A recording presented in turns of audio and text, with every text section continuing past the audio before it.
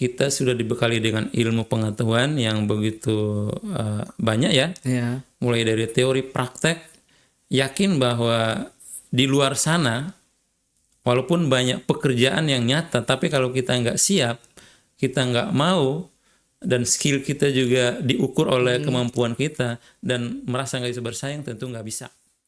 Dan tentu bukan hanya dunia, akhirat juga dapat. Karena di dalam KP ini pasti kita belajar tentang Al-Quran, hadis, kemudian bagaimana kita dilatih untuk menyampaikan bahasa-bahasa agama secara baik dan benar di masyarakat. Dan ini adalah tujuan dakwah, mengajak orang pada kebaikan itu sendiri. Dari KP itu, yang jadi anggota dewan banyak. Yang jadi polisi banyak. Yang jadi kepala KUA banyak. Yang jadi dakwah, daiyah punya pesantren banyak. Yang jadi guru pun banyak.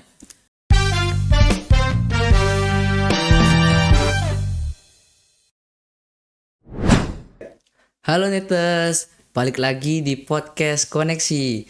Podcast Koneksi episode kelima. Di sini saya tidak sendiri, melainkan sama alumni KPI. Tetapi perkenalan dulu, saya Muhammad Abi Ramadan sebagai host Podcast Koneksi kali ini.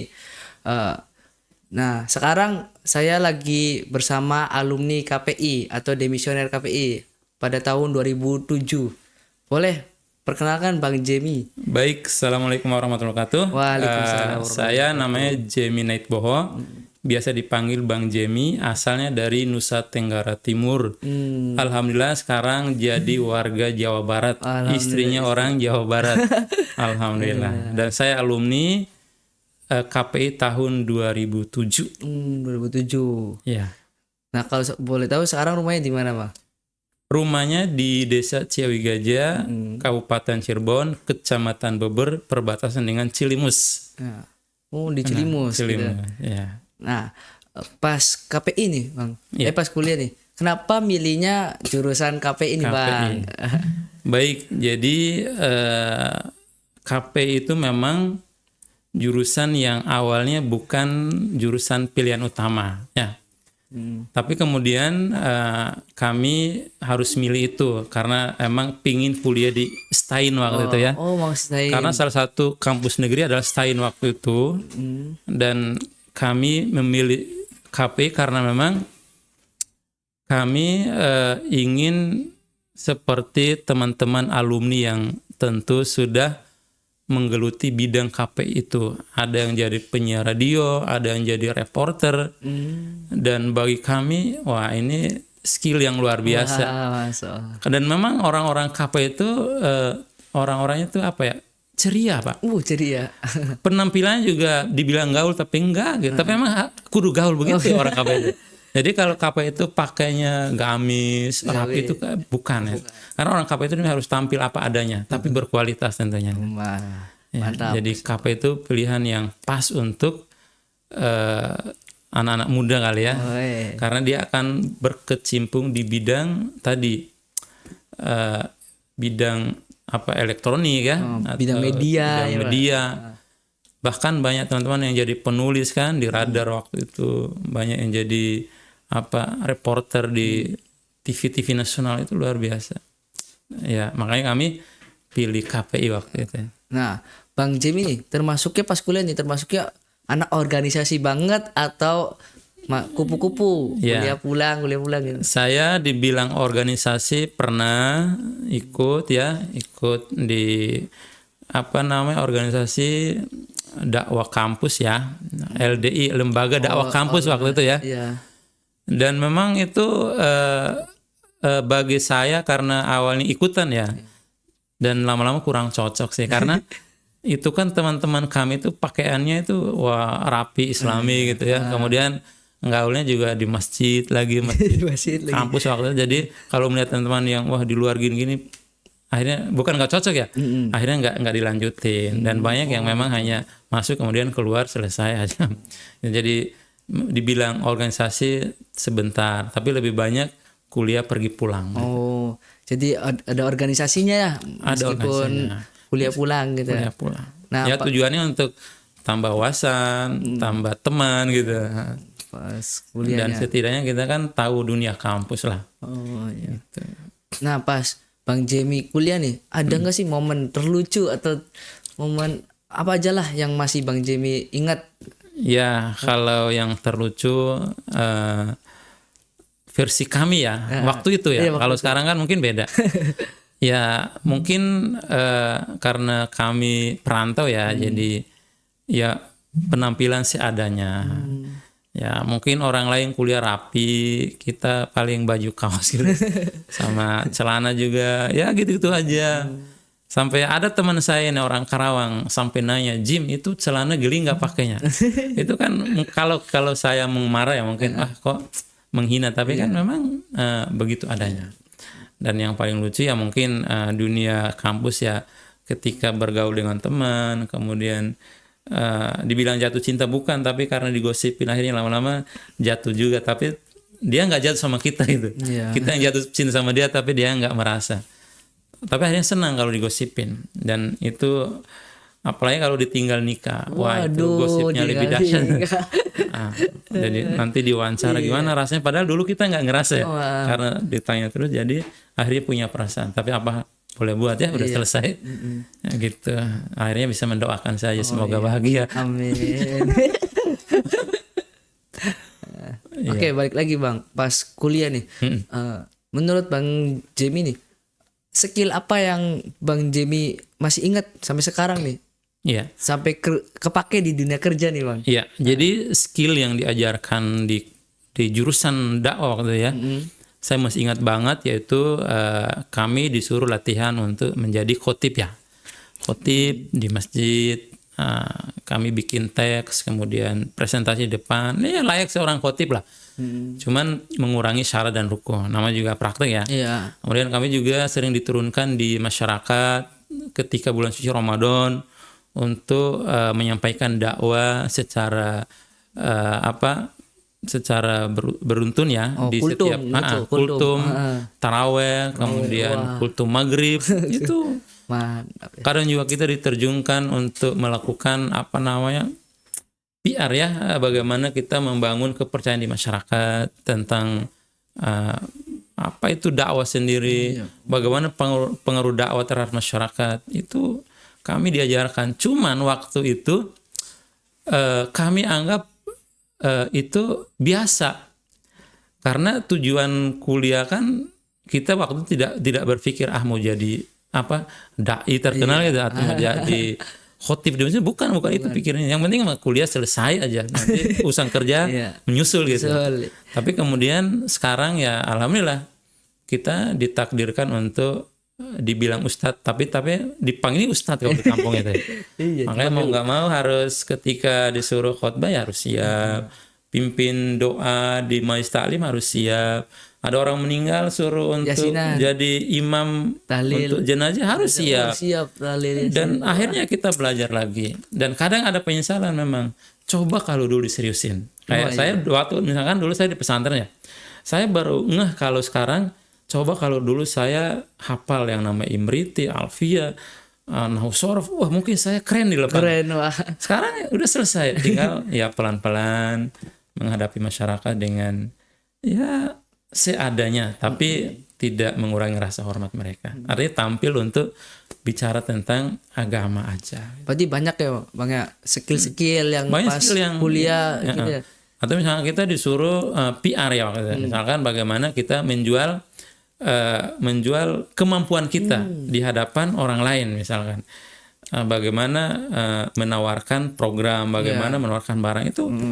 Waktu itu di mata kuliah PR kami diajarkan, tapi ya kami anggap biasa baik gitu, lewat aja. Padahal sekarang kepake. Dan alhamdulillah kalau udah di lapangan semua ilmu ternyata dipakai semuanya itu. Betul sih. Dan akhirnya kita akan ambil kesimpulan, semua mata kuliah yang diajarkan di kampus itu diikuti dengan skill tertentu yang diajarkan untuk jurusan tadi dakwah atau komunikasi, itu memang penting. Oh iya.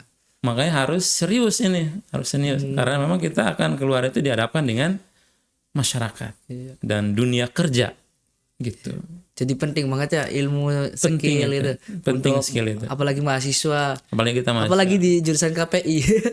dan masyarakat itu taunya kalau orang jurusan dakwah itu pasti bisa.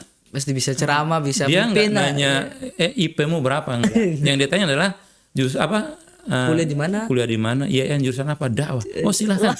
Nah, gitu. Pimpin. Harus bisa. Iya, mau nggak mau. Mau nggak mau. Apalagi masyarakat awam. Wah, kalau kita ke masyarakat pakai jas alma mater ya. Iya, heeh. Wah, itu terhormat kita. Oh, iya. Padahal ilmunya nggak ada. Makanya harus siapin ilmunya. Betul. Nah, pas Bang Jimmy lulus nih. Iya. Nah, bingung nggak nih pas mau masuk kerja nih? Iya. Tempat bingung ya, karena biasanya orang punya ijazah sarjana itu memang gengsi ya. Iya, betul. Gengsi kalau kerja misalkan, masa cuman guru ngaji padahal dari IAIN gitu. Iya. Itu kan gengsi gitu. Betul. Sehingga kita akan berpikir bagaimana sih bekerja secara profesional. Tapi dulu saya berpikir mungkin saya mau jadi ustadz di pesantren gitu ya. Iya. Tapi ketika saya wisuda ternyata ilmu saya nggak cukup ngajar di pesantren. Akhirnya yang penting punya kemauan. Dan apapun pekerjaan di waktu itu saya jalani dengan ikhlas dan saya senang. Karena suatu pekerjaan kalau nggak ikhlas, nggak senang dan nggak punya kemauan nggak bakal kerja-kerja. Betul. Nah, makanya bingung, pasti bingung, tapi berani melangkah dengan kepercayaan diri bahwa saya sarjana. Iya. Dan pasti masyarakat butuh saya gitu. Jadi kuncinya itu berani melangkah ya, Pak. Berani melangkah. Kalau salah nggak apa-apa.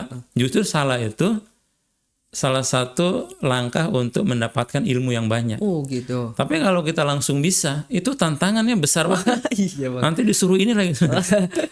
Langsung udah mimpi tahlil, mimpi yasin, mimpi tahlil. Tapi saya yakin kalau awis wisuda itu jarang yang bisa mimpin tahlil sih.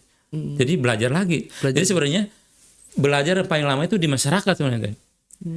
Jadi misalkan gini, saya dulu belajar metode dakwah. Atau kemudian belajar ilmu dakwah. Ilmu dakwah. Itu di lapangan itu nggak berlaku itu. Yang berlaku adalah ketika kita disuruh ceramah, Iya. kemudian bisa ceramah, nah itu yang dinilai. Oh, bisa gitu. Oh, bisa gitu. ngelihatnya. Dan penting punya mental sih. Iya. Mental yang kuat itu. Kalau nggak kuat nggak bisa. Karena ustadz yang nggak kuliah itu lebih bisa daripada ustadz yang kuliah itu. Berarti, Karena dia pengalamannya lebih banyak. Dan tiap hari dia berhadapan dengan santri atau berhadapan dengan masyarakat, dan itu mentalnya lebih kuat daripada kita. Makanya coba kalau KKN itu saya perhatikan ya, Mas itu disuruh misalkan bukan MC ya, misalkan nyuruh sambutan aja, itu banyak groginya. Padahal ustadz yang dulu nggak kuliah itu bisa menilai. Bahkan kemarin itu ya banyak yang dari Bunga Bangsa ya begitu. Ketika disuruh sambutan, memperkenalkan itu grogi semua itu. Nah, berarti memang mental itu penting. Selain kita harus punya skill tadi ya, mental juga harus didukung. Mental baja lah, jangan malu gitu. Harus siap. jadi kuncinya sih berani melangkah dan mental dan ya, punya Bang. mental. Nah, Abang nih udah nyobain kerja di bidang apa aja nih pas sudah kerja nih? Iya, alhamdulillah untuk kerja saya tuh banyak sekali. Sampai yang terkecil pun saya sudah lakukan. Ya, misalkan saya nggak malu kalau harus cuci mobil di terminal, saya nggak malu itu. Kemudian saya misalkan ajarin ngaji Iqra, Al-Quran saya mau, dan selama saya kuliah juga saya kalau pulang kuliah ya ngajarin ngaji di musola, privat Al-Quran di rumah-rumah, kemudian privat bahasa Inggris, karena dianggap mahasiswa itu serba bisa. Sehingga yang tingkat SD itu apalagi orang kaya ya, pasti butuh apalagi bahasa Arab, dianggap bisa, padahal ada jurusan bahasa Arab gitu. Tapi karena saya di wilayah atau di tempat yang memang banyak pegawai ya, banyak orang sivitasnya tinggi, sehingga mereka membutuhkan kita untuk mengajarkan anaknya Iqra, bahasa Arab, bahasa Inggris, dasar itu ya. Iya. Kemudian matematika, semua pelajaran disuruh untuk anaknya les di kita. Dan itu kita mau. Itu yang kecil ya. Iya. Yang paling besar juga ya kerja di dunia industri, misalkan pernah kerja di mana? Di Bali, di Angkasa Pura. Itu status sekretaris itu loh. Wih. Luar biasa. Kemudian kerja juga jadi dosen, alhamdulillah. Dosen. Awalnya jadi staf dosen, staff itu. dosen Kemudian jadi dulu. dosen beneran sampai nyidang skripsi. Luar biasa di UNU waktu itu. Alhamdulillah. Jadi untuk pekerjaan itu banyak lah. Dan sekarang ini saya berprofesi sebagai tenaga pembimbing rohani di rumah sakit Gunung Jati, dan alhamdulillah juga sudah ASN menjadi penyuluh agama Islam dari Kementerian Agama, alhamdulillah. Jadi awalnya dulu penyuci mobil di terminal sampai naik ke dosen di naik lagi UMC, ke ya. Alhamdulillah. sekarang di Kemenag ya. Kemenag. Dan Sampai itu di rumah sakit. memang kuncinya adalah kesabaran. Kesabaran dan keuletan. Maksudnya harus punya penasaran sih. Harus berani mencoba dan pasti bisa. Karena memang semboyannya jelas, menjada wajah itu betul itu. Siapa yang sungguh-sungguh pasti dapat. Dan asal jangan putus asa aja. Tuh kuncinya manjada wajada. Iya banget. Nah, mana sih bidang apa yang paling suka nih abang nih pas kerja nih? Sebenarnya semua bidang itu akhirnya harus suka ya. Iya. Karena kita dituntut untuk memberikan kontribusi di bidang itu. Oke. Tapi kalau boleh milih ya, memang enak jadi penyuluh sih. Penyuluh. Karena penyuluh itu kita berhadapan langsung dengan masyarakat, dan yang kita sampaikan ke masyarakat adalah bahasa agama. Apapun persoalannya. Orang kalau mau cerai, kemudian konsultasi kepada penyuluh, pasti bicaranya adalah tentang Al-Quran dan hadisnya. Dan balik contoh lagi, Nabi. Balik lagi Al-Quran. Apalagi stunting ya. Kita kan memang suka kolaborasi dengan puskesmas untuk bicara tentang stunting. Kita bicara tentang bagaimana agama menyikapi stunting itu sendiri. Dan tidak mengurangi kodrat Allah SWT. Nggak bisa. Artinya kalau memang itu datang dari Allah harus terima. Tapi kemudian memperbaiki gizi itu boleh. Kan gitu loh. Jadi penyuluh itu bagi saya ya itu pekerjaan yang paling disukai. Oh, karena tiap hari pasti berhadapan dengan manusia. Dan kita bicara tentang kebaikan, bahasa agama, mengajak mereka untuk kebaikan, mengingatkan tentang sholat, mengingatkan tentang ibadah. Dan akhirnya kesimpulan bahwa memang hidup itu adalah ibadah, udah. Makan ibadah, tidur ibadah, belajar ibadah, semuanya ibadah. Asal niatnya satu, untuk mendapatkan ridha Allah Subhanahu wa taala. Kan itu. Makanya kan niat itu adalah fondasi. Innamal a'malu binniyat. Segala sesuatu memang harus niatnya. Dan memang jadi penyuluh itu enak sebenarnya. Karena kalau punya masalah nih, kita punya masalah. Tapi ketika dihadapkan di masyarakat, masalah kita hilang malah. Akhirnya kita bisa membantu masyarakat menyelesaikan masalah dia dengan bahasa agama. Balik lagi ke Al-Quran. Saya kan udah punya istri nih. Kadang misalkan ada masalah dengan istri saya. Tapi ketika ada datang ke KUA, kemudian dia curhat tentang kondisi rumah tangga, saya harus profesional memberikan tips bagaimana menjadi keluarga sakinah mawaddah warahmah. Padahal saya lagi ribut sama istri itu. Iya. Gitu.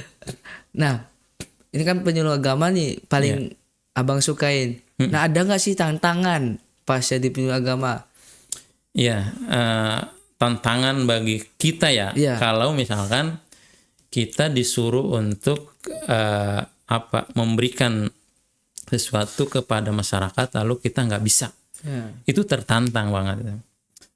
Jadi tantangan bagi penyuluh itu ya tadi tidak menguasai ilmunya barangkali ya, atau tidak bisa menghadapi masyarakat yang begitu kompleks ya. Atau tadi misalkan bab waris ya.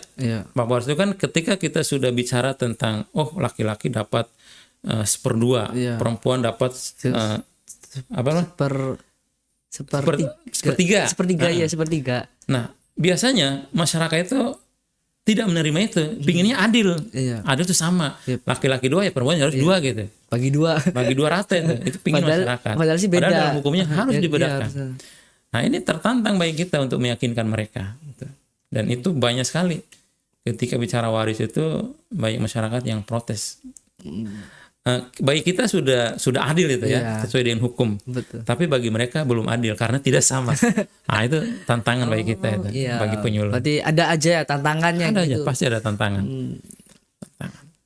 Itu tantangannya. Nah, pas belum jadi penyuluh agama di Kemenang. Sebelumnya kan kerja-kerja nih. Nah, ketemu nggak sih? Pernah nggak ketemu bos unik nih, Bang? Ya ada sih bos unik gitu ya. Iya. Ya itu banyak aturan. Menurut saya bos unik itu banyak aturan ya. Dan kita harus ikuti aturan itu sampai ibadah pun harus kita Waduh, ibadahnya. ikuti. Ya dulu saya kan pernah ya ngikut orang dan orang itu walaupun secara ilmu ya profesor doktor, tapi kan di dalam hal agama beliau melarang misalkan udah nggak usah sholat berjamaah di masjid, di rumah juga bisa, udah nggak usah Jumatan, udah diganti dengan sholat duhur aja. Waduh, Dan kita dituntut untuk melayani di rumah gitu. Nah, padahal menurut saya itu salah itu, salah. Harusnya kan kita diberikan kesempatan untuk ibadah. Dan menurut saya itu bosnya unik, saya itu unik itu. Padahal kita sudah rajin di rumah itu. Iya. Apapun kita bisa lah, nyuci bisa, masak bisa. Oh, nyetrika jadi sampai pekerjaan rumah. Pekerjaan Aduh. saking apa tuh? Saking ingin bosnya ngasih perhatian Iya, gitu untuk memberikan waktu ibadah di sana. Akhirnya ya mau nggak mau saya harus kabur meninggalkan. Dan alhamdulillah dibantu oleh polisi waktu itu. Oh, iya. Bisa kabur. Jadi ada aja ya yang bos unik tuh. Ada. ya di kantor juga mungkin banyak bos yang unik ya. Tapi misalkan di kantor kawan misalkan, Iya. ada bos kita itu yang pingin selalu dihormati, pingin selalu dihargai. Padahal yang namanya dunia kerja itu tidak begitu konsepnya. Harus saling menghormati, saling menghargai gitu. Ada bos yang sifatnya otoriter lah, nuntut. Betul. Harus apa kata dia, padahal enggak. Nah, itu menurut saya itu bos yang lucu gitu. Bos yang unik. Unik gitu. Jadi bukan di dosen aja atau asisten dosen, tapi di Menteri Agama juga, Kementerian Agama juga ada ya, Pak? Ya dunia kerja Iya, pasti. dunia kerja pasti Pasti ada. ada aja bos yang unik. Iya. Nah, sebelum ditutup, Bang, tips atau saran masukan nih yang mau wisuda atau yang udah wisuda untuk tidak bingung memilih kerjaan atau magang atau sebagainya lah. Ya. Barangkali pesan buat yang akan wisuda dan yang sedang persiapan untuk wisuda, nggak usah takut, harus percaya diri. Kita sudah dibekali dengan ilmu pengetahuan yang begitu banyak ya. Iya. Mulai dari teori, praktek, yakin bahwa di luar sana, walaupun banyak pekerjaan yang nyata, tapi kalau kita nggak siap, kita nggak mau, dan skill kita juga diukur oleh kemampuan kita, dan merasa nggak bisa bersaing, tentu nggak bisa. Makanya percaya diri itu penting, punya kemauan, dan siap untuk bekerja apa saja di waktu tersebut. Maksudnya gini, kalau udah wisuda, yang namanya kerja itu jangan pilih-pilih dulu. Oh gitu. Apa yang ada atau ditawarkan, ambil aja dulu. Sebagai Pengalaman. pengalaman. Oh iya. Karena betul. ketika masuk dunia kerja yang beneran, biasanya diminta pengalaman dulu. Iya. Pengalaman berapa tahun, menguasai apa. Kan gitu loh. Iya. Nah misalkan saya mau kerja di perusahaan, dulu misalkan saya kerja di Angkasa Pura. Yang dibutuhkan kan menguasai Microsoft Office, Iya. Excel juga kan. Kemudian bisa membuat konsep dalam pekerjaan gitu loh. Rencana kerja operasional maksudnya begitu. Dan saya merasa bisa karena dulu pernah ngikut orang pertama itu. Misalkan dulu ngikutin dosen. Oh, saya tahu gimana sih bikin SKP yang betul. Bagaimana bikin materi PowerPoint. Akhirnya ketika di dunia kerja yang tadi, saya langsung bisa. Kepake gitu. Kepake. Iya. Makanya penting kalau kita menyiapkan skill, mental, punya kemauan, dan pekerjaan apapun harus diambil waktu itu sebagai modal pengalaman pekerjaan kita. Jadi jangan pilih-pilih dulu ya, Nggak usah Pak. pilih-pilih. Karena banyak orang milih itu akhirnya nggak kerja, nyusahin orang tua. Nah, padahal orang tua pinginnya anak itu setelah wisuda langsung kerja. Kan begitu. Setidaknya orang tua itu tidak membiayai kita kembali. Kita biayai diri sendiri lah. Gitu. Jadi tidak minta sangu terus ya Bang. Iya, karena 4 tahun itu kita 4 tahun minta sangu terus, sama orang minta tua. bayar UKT. Pas sudah wisuda, betul. minta lagi. Beda dengan jiwa perantau ya. Iya. Jiwa perantau itu nggak pernah nyusahin orang tua karena dia udah biasa. Iya betul. Udah biasa. Makan apa adanya, apapun pekerjaan pasti dilakoni. Karena apa? Untuk nyambung hidupnya gitu. Kan begitu. Jadi kunci pertamanya sih apa tadi? Mental. Terus percaya diri, skill ya Bang ya. Skill, kemudian punya kemauan. Karena kalau kita punya saudara, misalkan manajer di perusahaan, kemudian kita ditawari, tapi kita nggak mau, ya nggak bakalan. Iya betul. Dan memang kita harus siap pakai. Dunia sekarang itu nggak ada training loh Pak. Harus langsung kerja. Apalagi perusahaan yang butuh pemasukan ya. Beda dengan PNS. PNS itu yang penting isi soal, benar semua, lulus, kerja. Betul. Dan nanti kerjanya belajar di sana itu. Iya. Tapi kalau perusahaan nggak pakai belajar, langsung kerja. Gitu. Nah tadi kan udah kasih pesan, saran, masukan untuk yang wisuda atau yang udah wisuda. Nah kita sekarang nih Bang, kita juga mau apa ya? Pesan atau masukan dari Abang untuk kita nih yang sedang kuliah. Kita kan sedang semester 5 menuju semester 6. Terus untuk pesan-pesan mahasiswa baru Bang. Ya gimana? Ya baik, yang motivasinya. Yang mau masuk semester berikut tentu harus tetap semangat, memberikan yang terbaik ya. Dan jadi yang terbaik maksudnya. Sehingga nanti hasilnya itu memuaskan bagi kita dan juga alma mater itu sendiri. Betul. Karena ketika di lapangan pasti kita akan ditanya dari mana jurusannya itu loh. Makanya pasti ditanya jurusannya apa. Kemudian kita harus punya rasa iri terhadap kebaikan. Karena orang kalau nggak punya rasa iri terhadap kebaikan orang lain, pasti dia nggak bakal ingin jadi orang baik. Tidak bisa mengembangkan dirinya maksudnya itu.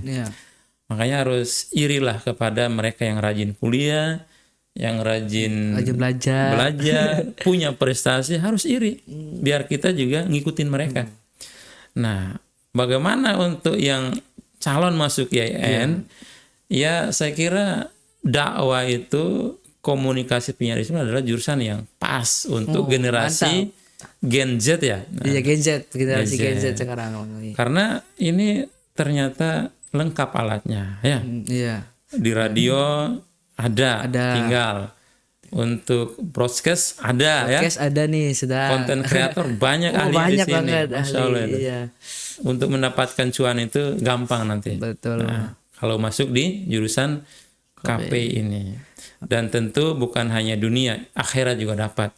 Karena di dalam KPI ini pasti kita belajar tentang Al-Quran, hadis, kemudian bagaimana kita dilatih untuk menyampaikan bahasa-bahasa agama secara baik dan benar di masyarakat. Dan ini adalah tujuan dakwah, mengajak orang kepada kebaikan itu sendiri. Kan gitu. Kan bayangkan, sekarang banyak anak-anak muda yang tidak tahu wudu. Kita bisa dong bikin YouTube tutorial bagaimana wudu yang baik gitu. Atau ini banyak pemuda-pemudi yang senangnya main aja, jarang sholat. Kita bisa bikin bagaimana sih agar pemuda ini mau cinta dengan sholat. Kita ngasih ayatnya, kita ngasih prolognya.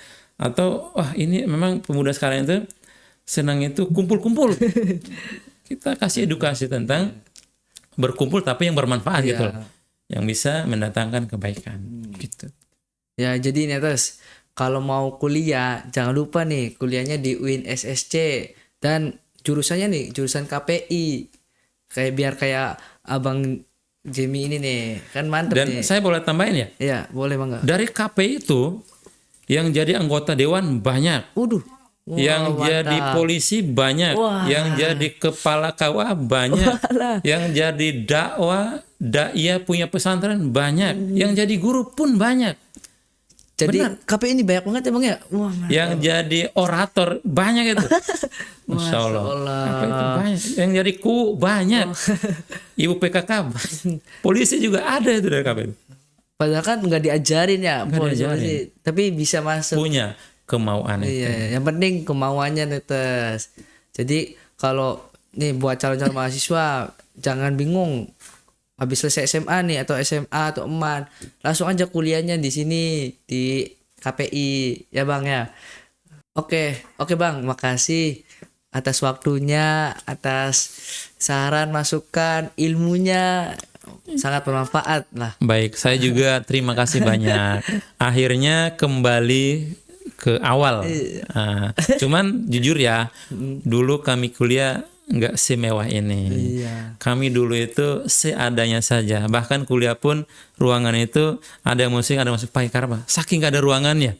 Sekarang IAIN apalagi yang kurang coba. Iya, Masya Allah. Bersyukur. Ini gedung baru Bang, tahun Iya. kemarin. Masya Allah. Ini. Langsung dibuatkan Bersyukur. studio podcast ya, alhamdulillah ya. Dan saya berterima kasih sudah diundang ke sini. Barangkali ada ucapan yang kurang berkenan, ya mohon dimaafkan. Dan insya Allah yang benar itu datang dari Allah, yang salah itu datang dari pribadi saya sendiri. Semoga IAIN semakin maju, jurusan dakwanya semakin berkembang, Amin. mahasiswanya juga semakin soleh dan soleha. Amin.